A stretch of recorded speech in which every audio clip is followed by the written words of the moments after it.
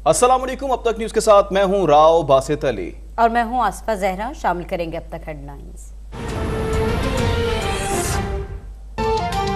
PTI के 25 मुनहरिफ अरकान, Punjab assembly का मुस्तकबिल क्या होगा? इलेक्शन कमीशन रेफरेंस पर फैसला कुछ देर में सुनाएगा। पीटीआई के 25 मुनहरिफ अरकान ने वज़ीर आला पंजाब के इंतखाब में हमजा शहबाज को वोट दिए थे।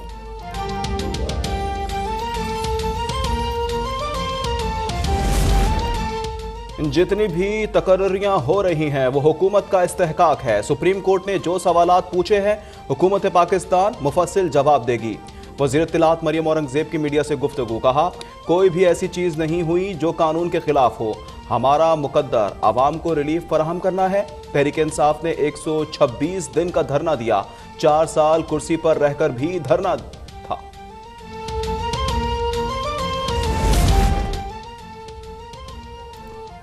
हाई प्रोफाइल केसेस की तफ्तीश करने वाले अफसरान के तबादलों से मुतालिक सुप्रीम कोर्ट का हुक्म। चेयरमैन नैब ने तमाम तकर्रुर और तबादलों पर फौरी तौर पर पाबंदी आयद कर दी। तमाम नैब ब्यूरोज को सुप्रीम कोर्ट के फैसले पर अमल दरामद करने की हिदायत। हाल ही में की गई ट्रांसफर पोस्टिंग पर अमल दरामद रोक दिया गया।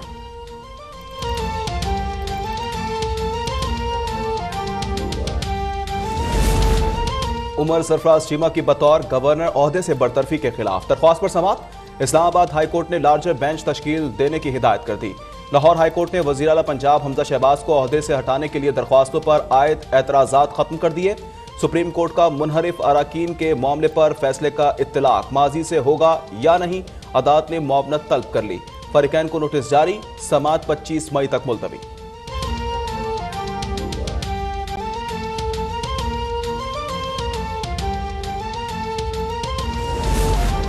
वज़ीर आज़म शहबाज शरीफ की दौरा कराची में PNS बदर की लॉन्चिंग तकरीब में शिरकत। खिताब में कहा पाकिस्तान और तुर्की बेहतरीन ताल्लुकात में बंधे हैं। दोनों मुल्कों के ताल्लुकात को मज़ीद बुलंदियों तक लेकर जाना चाहते हैं। वज़ीर आज़म शहबाज शरीफ दौरा कराची में ताजरों नून लीग के वफूद से मुलाकातें करेंगे। मुल्क को दरपेश मुश्किल माशी हालात से निपटने के लिए तजवीज़ सुनेंगे।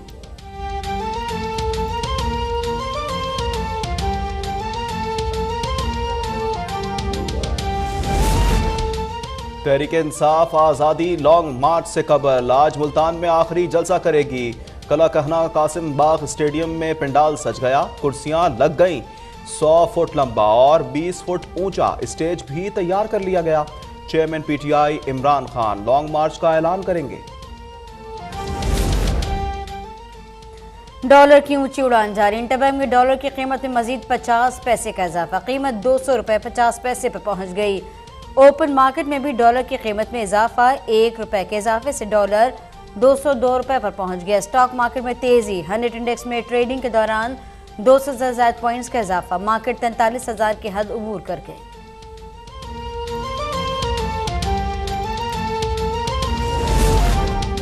वज़ीर ख़ारजा बिलावल भुट्टो का कल चीन का 2 रोज़ा सरकारी दौरा करेंगे। वज़ीर मुमलिकत बराए ख़ारजा उमूर हिना रब्बानी घर और वज़ारत ख़ारजा के आला हुक्काम वज़ीर ख़ारजा के वफ़द का हिस्सा होंगे। तिजारती और इक़्तिसादी ताउन के फ़रोग़ समेत 2 तरफ़ा तल्लुकात के तमाम पहलुओं का जायज़ा लिया जाएगा। CPEC पर पेशरफ्त, belt and road initiative flagship project पर भी बातचीत होगी। बड़ी खबर से आपको आगाह करें। खबर पंजाब से आ रही है, जहां इलेक्शन कमीशन ने महफूज फैसला सुना दिया है। इलेक्शन कमीशन ने अपने फैसले में पंजाब के मुनहरिफ अरकान सूबाई असेंबली को डी सीट कर दिया है। स्पीकर पंजाब असेंबली ने 25 मुनहरिफ अरकान के खिलाफ रेफरेंसेस भेजे थे और अब डी सीट करने का हुक्म दिया गया है। बराह रास्त आपको चलेंगे इलेक्शन कमीशन के बाहर। इस वक्त रहनुमा पीटीआई असद उमर गुफ्तगू कर रहे हैं। हमेशा इस किस्म की सियासत के खिलाफ अव्वलीन जिहाद जो किया है वो इमरान खान ने किया है और तहरीक इंसाफ ने किया। ये दोनों केसेस भी तहरीक इंसाफ के केसेस थे। पहले 63A का जो फैसला आया और अभी इलेक्शन कमीशन ऑफ पाकिस्तान ने, जाहिर है उसके अंदर तो कोई सवाल बचा ही नहीं था। वो वोट डाल चुके थे, उनके वोट शुमार कर लिए गए थे और इलेक्शन कमीशन ने फैसला किया कि ये जो 25 लोटे थे स्टैंड डिस्क्वालीफाइड, यानी वो अब MPA नहीं रहे। और इसके साथ साथ मैं इज़हार हमदर्दी भी करना चाहता हूँ उन तमाम सियासतदानों के ऊपर जिन्होंने करोड़ों की सरमायाकारी की इन लोटों को ख़रीदने के लिए, और वो लोटे अब सवाई वॉशरूम के किसी काम के बाकी नहीं रहे। हमारी उम्मीद ये है कि जिस तरीके से ये एक हिस्सा इस साजिश का वापस रोल बैक हुआ है। इसी तरीके से हम बाकी जो इस साजिश के नतीजे में जो तब्दीली आई है उसको भी ख़त्म होता देखना चाहते हैं। इस आज के फैसले के बाद कोई जवाब बाकी नहीं रहता कि पंजाब की इस वक्त असेंबली चल क्यों रही है। 197 वोट हमजा शहबाज के और उसमें से 25 वोट पहले ही सुप्रीम कोर्ट के फैसले के मुताबिक काउंट ही नहीं, गिनती नहीं होनी उनकी, तो वो 172 पे तो पहले ही आ चुके थे। अब तो मुस्तकिल तौर पे ये 25 फारिग हो चुके हैं। मैंने कुछ अर्सा थोड़ी देर पहले ट्वीट भी किया था, इस मुल्क के सबसे बड़े सूबे के अंदर इस वक्त किसी को नहीं समझ में आ रही कि वजीर आला कौन है। पंजाब मुल्क के सबसे बड़े सूबे के अंदर किसी को यह नहीं पता चल रहा गवर्नर कौन है। वफाक के अंदर यह किसी को समझ में नहीं आ रही कि फैसले करने का इख्तियार किस बात है। मजा का खेज बातें, वो लोग जो कहते थे वोट को इज्जत दो, वो जो कहते थे कि फौज का सियासत में कोई मुदाखलत नहीं होनी चाहिए, वो कहते हैं इस वक्त भीख क्या मांगी जा रही है। वजीर आजम की कुर्सी पे जिसको बिठाया हुआ है उसको वजीर आजम बोलते हुए भी ठीक नहीं रखता कि उस कुर्सी पे बैठा हुआ है। वो कहता है कौमी सलामती कमेटी का इजलास कराओ और कौमी सलामती कमेटी के इजलास के अंदर फैसला करो कि पेट्रोल की कीमत क्या होगी। इस 22 करोड़ का मुल्क है, ये दुनिया के सबसे बड़े मुल्कों में से एक है, ये एटमी कुव्वत है, ये दुनिया की सबसे बड़ी अस्करी ताकतों में से एक है। इस मुल्क के साथ ये भोंडा मजाक जो चल रहा है, अब एक दिन भी इसका कोई जवाब बाकी नहीं रह गया है। इस मजाक को ख़त्म करना चाहिए और ये जो अजीबो गरीब किस्म के मशवरे दिए जाते हैं, अच्छा ये कर दें तो इलेक्शन हो जाएगा, वो कर दें तो इलेक्शन हो जाएगा, ये अब मशवरे का टाइम ख़त्म है। ऐलान करें, नए इलेक्शन की तरफ कौम को लेके जाएं। जो मईशत का बेड़ा गर्क किया है, धमकियां दी जाती थी, डराया जाता था लोगों को ये कि अगर ये हो गया तो डॉलर 200 का होगा, वो 201 का हो गया डॉलर। मईशत बैठ गई है, माशरे के अंदर इस वक्त गैर यकीनी हालत है, सियासत में अदम इस्तेकाम है। तो एक दफ़ा फिर कौम को मुबारकबाद कि ये फैसला आया जो बिल्कुल वाज़ेह एक हकीकत थी, उसको रिकग्नाइज किया गया। और ये दो जो हमारे बड़े फैसले आए हैं, कामयाबियां हुई हैं, इसमें तहरीक इंसाफ की जो हमारी लॉयर्स की टीम है, मैं उनको भी मुबारकबाद देना चाहता हूँ। सैयद अली ज़फ़र साहब, बाबर वान, फैसल चौधरी, बाकी हमारे जितने भी दोस्त इसके अंदर काम करते रहे, मैं सबको मुबारकबाद देना चाहता हूँ। और इंशाअल्लाह ताला पाकिस्तान अब बेहतरी की तरफ जाएगा, इलेक्शन की तरफ जाएगा। जो लोटे हैं, लोटे आज बुरी तरीके से क्रश हो चुके हैं। और ये भी मुतालबा है कि जितने हमजा शहबाज ने गैर कानूनी हुक्मनामे जारी किए हैं, जितने गैर कानूनी तौर के ऊपर सरकारी अखराजात इसने किए हैं, वो भी इनसे जो है वो रिकवर करवाए जाएं। और ये आज मैं सलाम पेश करना चाहता हूँ पाकिस्तान की आवाम की जदोजहद को, जिसने नीलाम घरों के खिलाफ, जिसने छांगा मांगा की मंडियों के खिलाफ निकल कर इमरान खान के साथ जदोजहद की है। पाकिस्तान के अंदर हमेशा के लिए ये छांगा मांगा की मंडियों का जो है वो रास्ता बंद हो गया है। और आज उन लोगों को भी शर्म आनी चाहिए जिन्होंने पाकिस्तान की इस जमहूरियत को गदला किया, जिन्होंने इन ऐवानों की बेतौकीरी की। आज मैं समझता हूँ कि उनके लिए भी जो है वो शर्म का मुकाम है। और पंजाब में तो हुकूमत फारिग हो ही गई है, अब वफाक की हुकूमत भी फारिग है, वफाक में भी क्राइम मिनिस्टर बैठा हुआ है। लिहाजा देर ना करें, मुल्क का नुकसान ना करें, फौरी इंतखाबात की तरफ जाएं। आप तो अब आपके घर के अंदर से आवाज़ें आने लग गई हैं इंतखाबात के हवाले से, तो डरो ना, मैदान में आओ।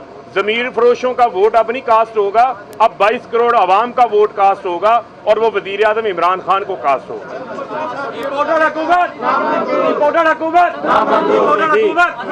सवालात जी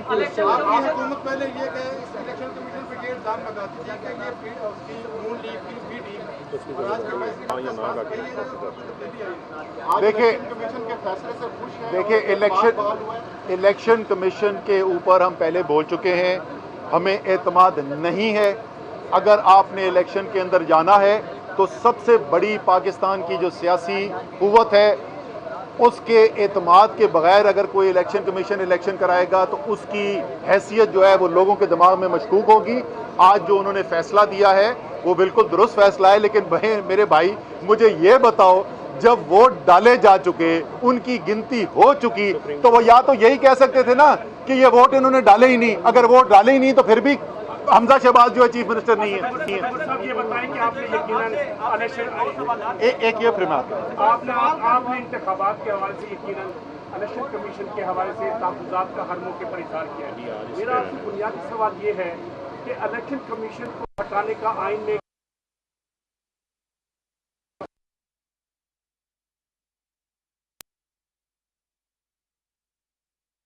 लोटे सिवाय अब वॉशरूम के किसी काम के नहीं रहे। आज के फैसले के बाद पंजाब असम्बली के चलने का जवाज ही पैदा नहीं होता। इस वक्त किसी को नहीं पता चल रहा कि गवर्नर और वजीर आला कौन है। ऐलान करें, जल्द अज जल्द नए इलेक्शन की तरफ जाएं। हमेशा इस किस्म की सियासत के खिलाफ आवाज़ इमरान खान ने ही उठाई है। इस वक्त आपको बताएं कि PTI रहनुमा असद उमर और फारूक हबीब इलेक्शन कमीशन के बाहर मीडिया से गुफ्तगू।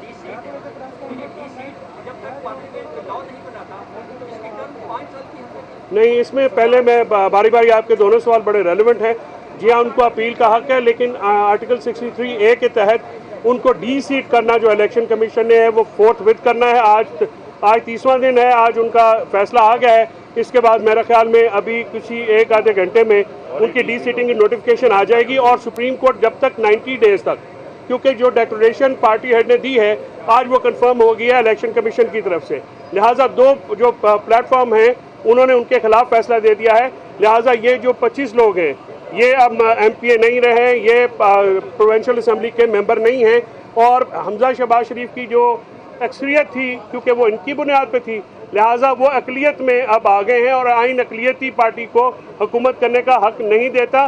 लिहाजा वो आइनी तौर पे, कानूनी तौर पे वज़ीर आला नहीं रहे। दूसरी बात, आपने दूसरा सवाल आपका क्या था? 5 साल के लिए। हाँ, उसका ये है सर कि ये बात ये कही गई है, उस दिन रिपोर्ट हुआ मीडिया में कि शायद जो डिस्क्वालिफिकेशन है वो नहीं है। मैं ये आज बिल्कुल आपको बता दूं कि ये फैसला आ गया सुप्रीम कोर्ट का कि आर्टिकल 63A आइसोलेशन में नहीं पढ़ा जा सकता, जिसका मतलब है कि 62-63 के साथ पढ़ा जाएगा और तब जब तक पार्लियामेंट कोई मुद्दत का तयन नहीं करती समीउल्लाह बलोच केस के रोशनी में यह डिस्क्वालिफिकेशन फॉर लाइफ होगी। और इसके लिए जो तादीबी कार्रवाई है या जो भी कार्रवाई है वो मैं फिर पार्टी हेड्स के साथ बैठ के उस पर हम फौरी तौर पे शुरू करेंगे।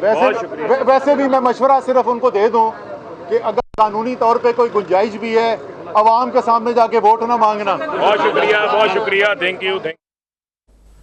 इस्लामाबाद में PTI रहनुमा असद हबीब अपने वकला के हमरा मीडिया से गुफ्तगू कर रहे थे, जिसमें उन्होंने कहा कि आज के फैसले के बाद पंजाब असम्बली के चलने का जवाज़ ही